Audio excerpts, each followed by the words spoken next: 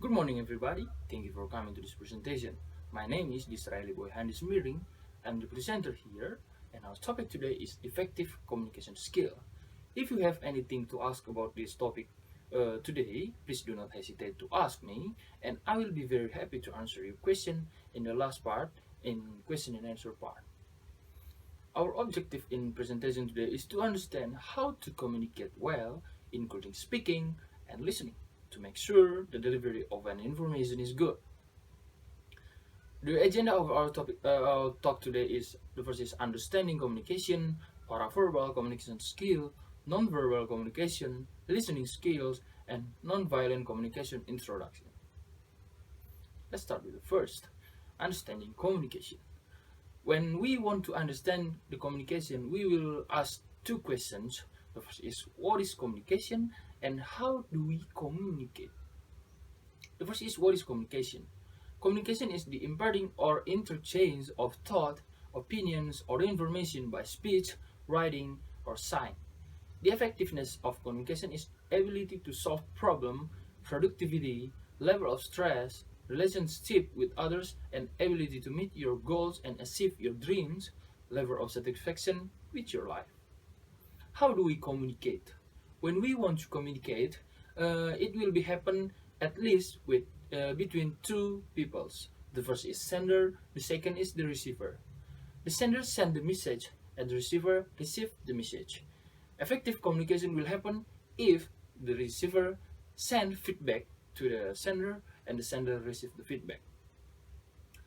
In communicating, we communicate in three major ways. The first is spoken, non-verbal, and written. The spoken is divided into two. It is verbal and paraverbal. Let's move to the part two. It is paraverbal communication. Listen to the three ways of talking that I will say. I didn't say you were stupid. The second is, I didn't say you were stupid. The third is, I didn't say you were stupid. What is the difference of my three ways of talking that I just said? In paraverbal communication, we will talk about three parts. It is the power of pitch, the truth about tone, and the strength of speed. The power of pitch. People will pick up on the pitch of your voice and react to it. A high pitch is often interpreted as anxious or upset. A low pitch sounds more serious and authoritative. The truth about tone. The tips in tone of speaking is trying lowering the pitch of your voice a bit. Smile. This will warm up anyone's voice. Sitting up straight and listen. Monitoring your inner monologue. Negative thinking will seep into the tone of your voice. The strength of speed. Speed can affect your listeners' level of interest, the comprehensibility of your message, your tone, and pitch. The tips in the speed when we speaking is trying to speak slowly and clearly. Smile. This will help you calm and monitoring your speaking speed. Nervousness will impact to your strength of speed. Part 3, nonverbal communication. In nonverbal communication, we will talk about three things. It is using body language effectively, expressing message by body language, and the last is body language. Using body language effectively will impact the communication. The communication will be effective if we use the body language, and the effectiveness of communication will increase about 54% if we using the body language in communication. Expressing message by body language. When we communicate, we can express or sending message by using our body language. The first is eyes, face, body, posture, gesture, touch, and space. The additional and this is an optional is hair, clothing, cosmetics, and accessories and jewelry. But the main body language that we can use is eyes, face, body, posture, gesture, touch, and space. The next is body language, standing and sitting. Sitting hands or typically express that stress or discomfort. Leaning back when standing or sitting express casual and relaxed demeanor. Standing ramrod and straight typically express that stiffness and anxiety. Body language: hands, arm, feet, legs. Fidgeting express boredom and nervousness. Crossed arm and legs often express closed mind. Body language: facial expression. There are four. It is smile, frowns, raised eyebrow, and chewing lips. Raising eyebrows can be expressing inquisitiveness, curiosity, and disbelief. Chewing lips can be expressing thinking, boredom, anxiety, or nervousness. Let's move to the part 4. It's listening skills. In listening skills, we will talk about the power of listening and the categories of listener. The power of listening. The communication will be effective if the information that the senders send to the receiver understood by the listener well. The communication effectiveness will increase about 45% if the listeners listen fully to the speaker and understand the information that the speaker said.